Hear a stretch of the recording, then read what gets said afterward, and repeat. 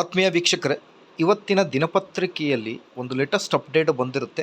Internal reservation ಏನಿದೆ ಅದರ ಕುರಿತು. ಸೊ ಹಾಗಾಗಿ ಈಗ ನೇಮಕಾತಿ ಯಾವ ತಿಂಗಳಲ್ಲಿ ಶುರು ಆಗಬಹುದು, ಈ ಒಂದು ವಿಡಿಯೋದಲ್ಲಿ ಒಂದು 100% ಖಚಿತ ಮಾಹಿತಿ ಅಂತಲೇ ಹೇಳ್ಬೋದು. ಆ ಒಂದು ಅಪ್ಡೇಟನ್ನು ತಮ್ಮೊಂದಿಗೆ ನಾನು ಶೇರ್ ಮಾಡ್ತಾ ಇದ್ದೀನಿ. ಸೊ ಅಧಿಕೃತ ಅಧಿಸೂಚನೆ ಯಾವಾಗ, PST, GPSTR ಮತ್ತು HSTR PU college lecturer recruitments ಕುರಿತು ಇಂದಿನ ಈ ಒಂದು ವಿಡಿಯೋದಲ್ಲಿ ಒಂದು ಪ್ರಮುಖ ವಿಚಾರವನ್ನು ತಮ್ಮೊಂದಿಗೆ ಶೇರ್ ಮಾಡ್ತಾ ಇದ್ದೀನಿ ವೀಕ್ಷಕರೇ. ವಿಡಿಯೋನ ಸ್ಟಾರ್ಟ್ ಮಾಡೋಣ. ಅದಕ್ಕಿಂತ ಮುಂಚೆ like, share and subscribe to my channel and turn on the bell icon for all the latest updates.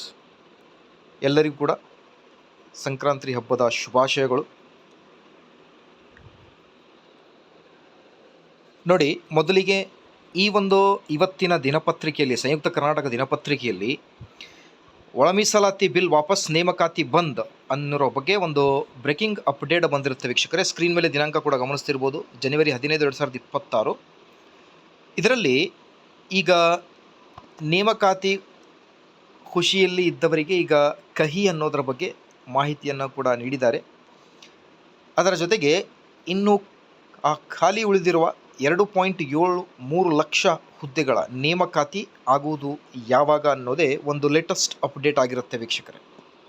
Screen ಮೇಲೆ ಗಮನಿಸಿರ್ಬೋದು, ಆಲ್ರೆಡಿ ಈ ಒಂದು ಒಳ ಮೀಸಲಾತಿ ಬಿಲ್ ವಾಪಸ್ ಆಗಿದೆ, ನೇಮಕಾತಿಗಳು ಬಂದಾಗಿವೆ. ಸ್ಪಷ್ಟೀಕರಣ ಕೇಳಿ ಮಸೂದೆ ಸರ್ಕಾರಕ್ಕೆ ಹಿಂದಿರುಗಿಸಿದ ರಾಜ್ಯಪಾಲರು ಆದಷ್ಟು ಬೇಗ ರಾಜ್ಯಪಾಲರಿಗೆ ಸ್ಪಷ್ಟೀಕರಣ ಕೊಡುತ್ತೇವೆ ಎನ್ನುವುದರ ಬಗ್ಗೆ ಮಾಹಿತಿ ಇದೆ. ಸೊ ಹಾಗಾಗಿ ಈಗ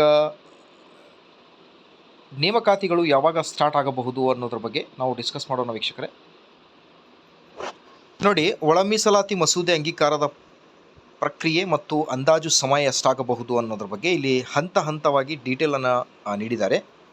ಸರ್ಕಾರದ ಸಿದ್ಧತೆ ಮತ್ತು ಕಾನೂನು ವಿಶ್ಲೇಷಣೆ ಜನವರಿ ಫೆಬ್ರವರಿ 2026 ಒಳಗೆ. ಹಂತ 2 ಸಂಪುಟ ಸಭೆಯ ತೀರ್ಮಾನ. ಫೆಬ್ರವರಿಯಲ್ಲಿ ಸಂಪುಟ ಸಭೆ ನಡೀತಾ ಇದೆ, ಆ ಒಂದು ಸಭೆಯಲ್ಲಿ ತೀರ್ಮಾನ ಆಗುತ್ತೆ ಹಂತ 2ರಲ್ಲಿ.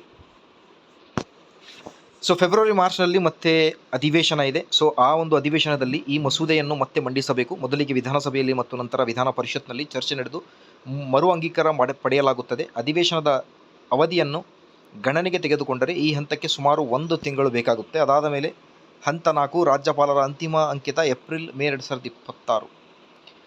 ಸೊ ಈ ಒಂದು ಗೆಜೆಟ್ ನೋಟಿಫಿಕೇಶನ್ ಹೊರಡಿಸಲು 30 ರಿಂದ 45 ದಿನಗಳ ಸಮಯ ತೆಗೆದುಕೊಳ್ಳಬಹುದು ಅಂತ ಹೇಳ್ತಾ ಇದ್ದಾರೆ. ಸೊ ಒಟ್ಟಾರೆ ಅಂದಾಜು ಸಮಯ ಎಲ್ಲ ಹಂತಗಳನ್ನು ಗಮನಿಸಿದರೆ ಇಂದಿನಿಂದ ಲೆಕ್ಕ ಹಾಕಿದರೆ ಸಂಪೂರ್ಣ ಪ್ರಕ್ರಿಯೆ ಮುಗಿದು ಒಳ ಮೀಸಲಾತಿ ಕಾನೂನಿಗೆ ಜಾರಿಗೆ ಬರಲು ಅಂದಾಜು 4 ರಿಂದ 5 ತಿಂಗಳು ಬೇಕಾಗಬಹುದು ಅಂತ ಇದೆ. ಈಗ ಆಲ್ರೆಡಿ ಶಿಕ್ಷಕರ ನೇಮಕಾತಿ ಕುರಿತು ಕೋರ್ಟ್ನಲ್ಲಿ ಆಲ್ರೆಡಿ 2 ಕೇಸ್ ನಡೀತಾ ಇವೆ. ಇನ್ಕಮ್ ಕಾಸ್ಟ್ ಸರ್ಟಿಫಿಕೇಟ್ ಕುರಿತು, married women's income caste certificate ಕುರಿತು, ಅದು ಕೂಡ I think may be last week ಅಥವಾ ನೆಕ್ಸ್ಟ್ ಬರುವ ವೀಕ್ನಲ್ಲಿ ಆ ಕೇಸ್ ಬಗ್ಗೆ ಡೀಟೇಲ್ ಇನ್ಫಾರ್ಮೇಷನ್ ಬರುತ್ತೆ. ಸೊ ಅಂತೂ ಇಂತೂ ಅಂದಾಜು ಈ ಥರ ಮಾಹಿತಿ ಇದೆ ವೀಕ್ಷಕರೇ. ಆದಷ್ಟು ಬೇಗ ನೇಮಕಾತಿ ಆಗಲಿ. ಏನಾದರೂ ಡೌಟ್ ಇದ್ದರೆ ಕಮೆಂಟ್ ಮಾಡಿ, ನೀವು ನಿಮ್ಮ ಅನಿಸಿಕೆಯನ್ನು ಶೇರ್ ಮಾಡಿ, ಯಾವಾಗ ನೇಮಕಾತಿ ಆಗಬಹುದು ಅನ್ನೋದ್ರ ಬಗ್ಗೆ. Thank you for watching this video.